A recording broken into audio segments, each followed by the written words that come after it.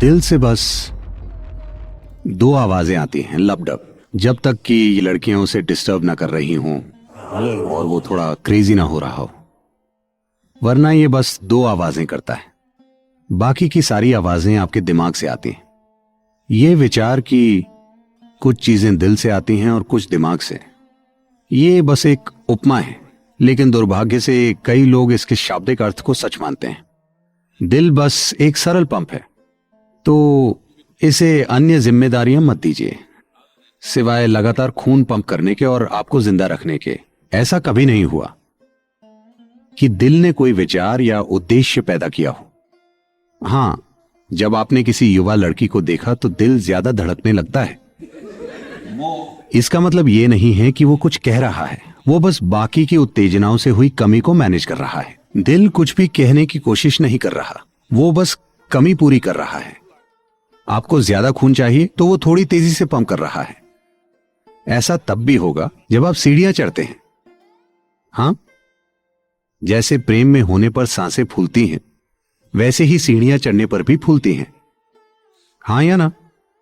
डर लगने पर भी कई लोगों के साथ ऐसा होता है। तो दिल कुछ भी कहने की कोशिश नहीं कर रहा, वो बस यही निश्चित करने की कोशिश कर रहा है कि शरीर के हर हिस्से तक खून पहुंचे।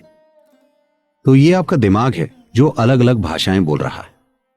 तो जब आप 2-3 भाषाएं जानते हैं तो कभी कभी वो कंफ्यूज हो जाता है। कभी वो अंग्रेजी में बोलता है, कभी असमीज में, कभी किसी और भाषा में। तो आपको लगता है कि अलग अलग लोग बोल रहे हैं, दिल बोल रहा है, दिमाग बोल रहा है। नहीं, विचार होते हैं और भावनाएं होती हैं। लोग सोचते हैं कि ये दोनों चीजें अलग अलग बातें बोल रही हैं।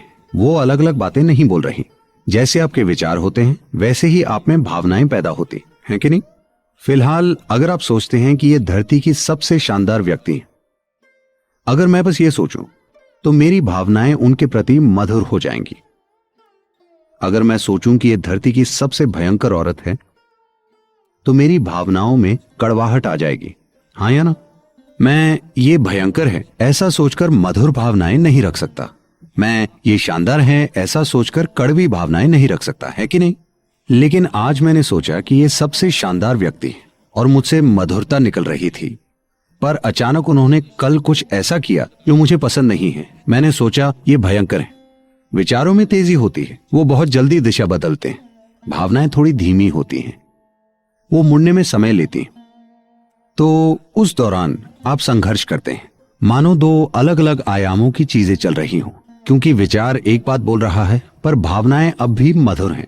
क्योंकि भयंकर होने में समय लगता है, सभी संघर्ष करते हैं, लेकिन भावनाएं कुछ समय बाद विचारों से मेल खाती हैं या नहीं? हेलो, आज आपने सोचा कि ये शानदार हैं और मधुरता बह रही थी। कल उन्होंने कुछ किया जो आपको नहीं पसंद, आपने सोचा कि ये भयंकर है। विचार स्पष्ट कह रहे हैं कि ये भयंकर है, लेकिन भावनाएं संघर्ष कर रही हैं क्योंकि वो तेजी से मुड़ नहीं सकती। वो मुड़ने में समय लेती हैं, लेकिन 1 हफ्ते, 10 दिन या 2 महीने बाद। ये इस पर निर्भर करता है कि आप कितने गहरे स्तर पर जुड़े हुए हैं।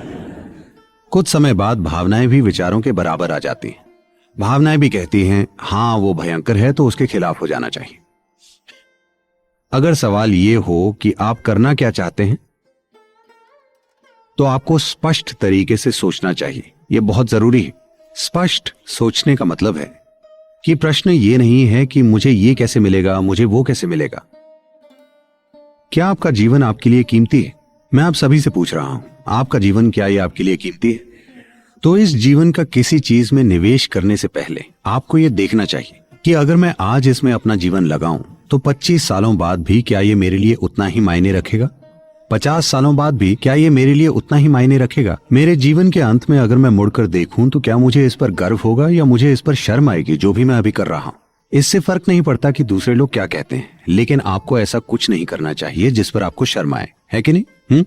लोग बहुत सी चीजें कहते हैं, उससे फर्क नहीं पड़ता। हर किसी की अपनी राय होती है, ये उनका काम है। लेकिन आपको कुछ ऐसा नहीं करना चाहिए जिस पर आपको शर्म आए, है कि नहीं? तब आप अपने ही खिलाफ हो जाएंगे। कोई आपके खिलाफ हो जाए तो आप उन्हें छोड़कर कहीं और जा सकते हैं, लेकिन अगर आप खुद के ही खिलाफ हो जाएंगे तो आपको हमेशा उसके साथ जीना पड़ेगा।